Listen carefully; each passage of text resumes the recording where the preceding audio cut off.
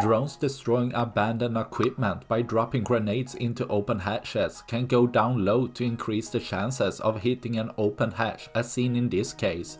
But while the drop becomes easier, they can lose the signal, crash into something, getting targeted by ground troops, or getting destroyed in the blast from a possible ammunition detonation.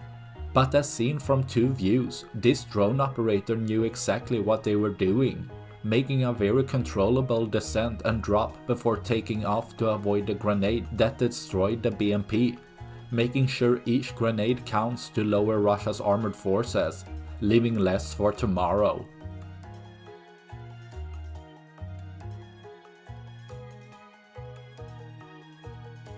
That's all I had for this video. Please like and subscribe for more. Thanks for watching. Bye.